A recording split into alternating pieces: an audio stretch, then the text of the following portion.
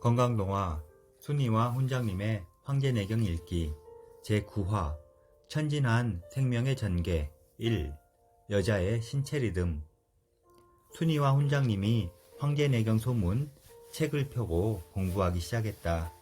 이번에는 황제가 왜 사람이 늙어서는 자식을 낳지 못하냐는 질문을 한다.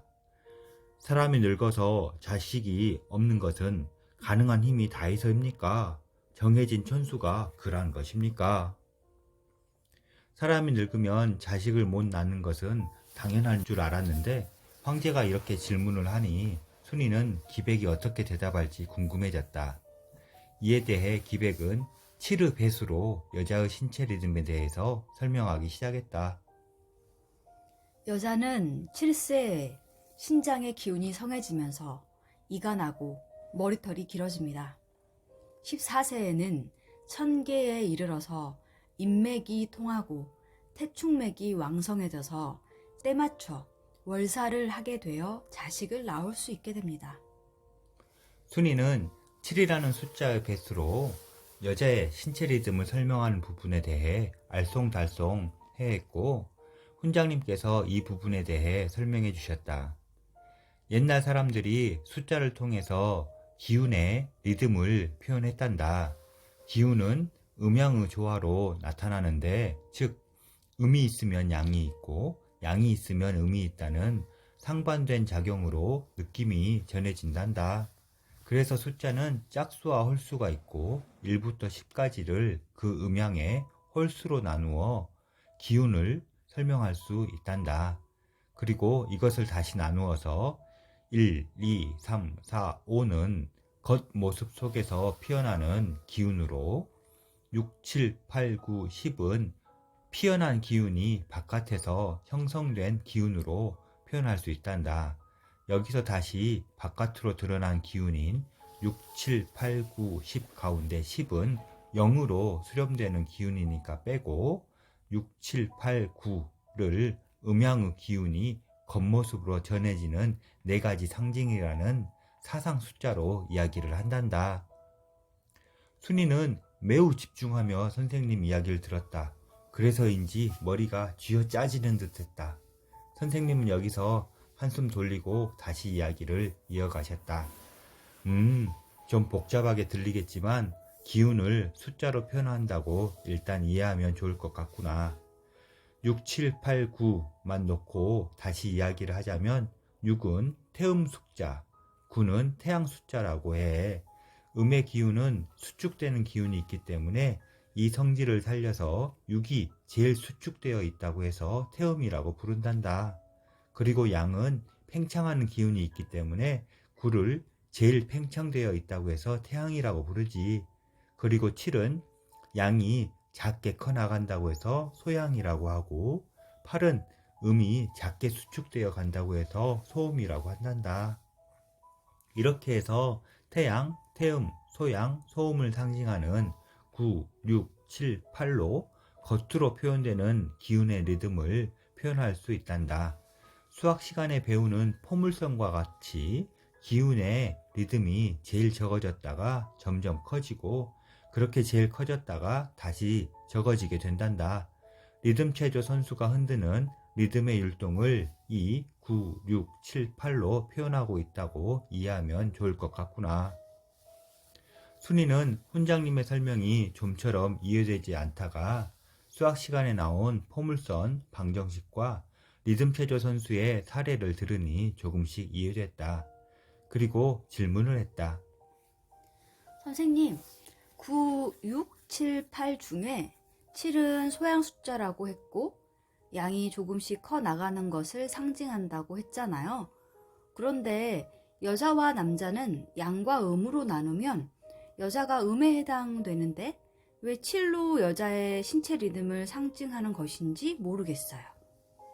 그래, 순이가 아주 좋은 질문을 하는구나.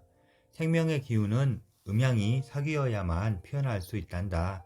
하늘과 땅이 사귀면 비를 뿌리면 이를 통해 대지의 만물이 자라나듯이 남자와 여자도 그리고 남자 안에도 음과 양이 여자 안에도 음과 양이 서로 사귀기 때문에 생명의 리듬을 펼쳐낼 수 있단다.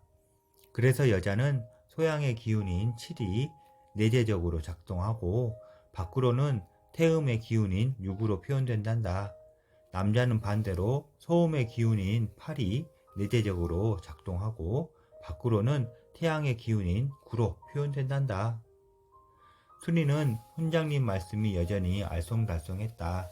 하지만 음과 양이 서로 사귀어야만 기운이 표현된다는 것을 알 수 있었다. 순이는 이렇게 이해하고 나니 7의 배수로 여자의 신체 리듬이 표현된다는 이야기가 흥미로웠다.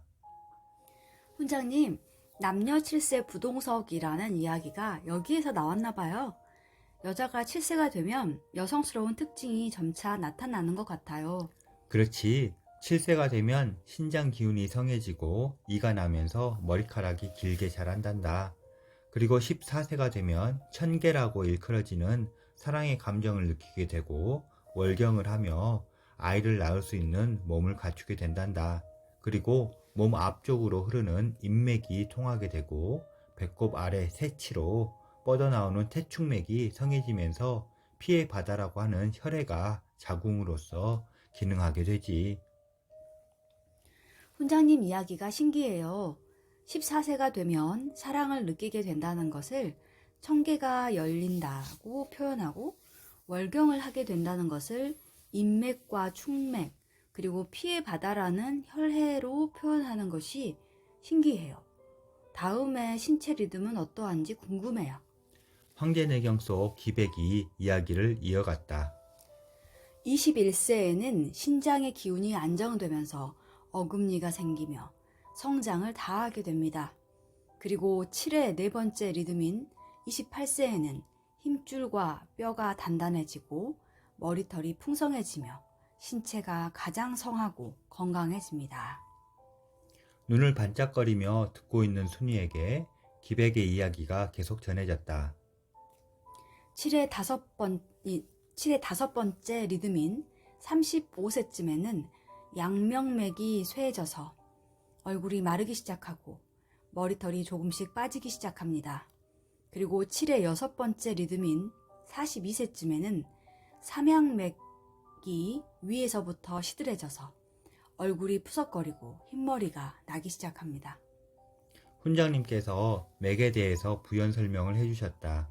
기백이 말하는 양명맥은 위와 대장의 맥을 말한단다. 위와 대장의 맥이 얼굴로 이어져 있어서 이 기능이 약해지면 얼굴이 좀 초췌해지지. 그리고 삼양맥은 쉽게 방광맥으로 이해하면 된단다. 방광맥이 등에서 머리를 감싸고 눈으로 들어가기 때문에 이 기능이 약해지면서 흰머리가 나게 된단다. 여자의 신체 리듬 이야기를 신기하게 듣고 있는 순이에게 기백이 7의 일곱 번째 리듬을 이야기했다. 49세쯤에는 인맥이 허해지고 태축맥도 쇠해져서 천계가 마르게 되고 땅의 길이 통하지 못해서 자식을 낳을 수 없게 됩니다. 훈자님께서 말씀을 이어가셨다. 여자가 14세쯤에 인맥이 실해지면서 태축맥이 열려 자궁으로 피가 모여 아이를 낳을 수 있게 된다고 했는데 여기서는 반대로 이야기하면서 아이를 가질 수 없다는 것을 설명하고 있단다. 땅의 길이 끊어졌다는 것은 생리가 끝나게 된다는 것을 의미한단다. 아이를 낳을 수 있는, 즉 생식 능력을 기준으로 봤을 때 여자의 신체 리듬을 7의 배수로서 이렇게 설명하는 것이란다. 생식 능력이 7의 배수로, 즉 7 곱하기 7은 49의 나이로 펼쳐진다는 것을 설명하고 있다고 이해하면 된단다. 물론 여자의 신체 리듬이 여기서 다 끝나는 것은 아니지. 단지 생식 능력만을 두고 이야기하고 있단다. 건강한 생활을 이어나가면 생식 기한이 지난 후에도 얼마든지 아름답고 건장한 신체 리듬을 유지하며 살아갈 수 있단다. 순이는 오늘 공부를 통해서 생식을 기준으로 한 여성의 신체 리듬에 대해 이해할 수 있었다. 천지 자연의 음양의 사귐을 숫자로 표현하는 것도 신기했고 7이라는 숫자로 여자의 신체 리듬이 표현될 수 있다는 것도 신기했다. 그리고 내 생명이 이러한 리듬을 타고 있다는 것을 느끼게 되니 알지 못하는 미지의 세계에 빠져드는 듯 했다.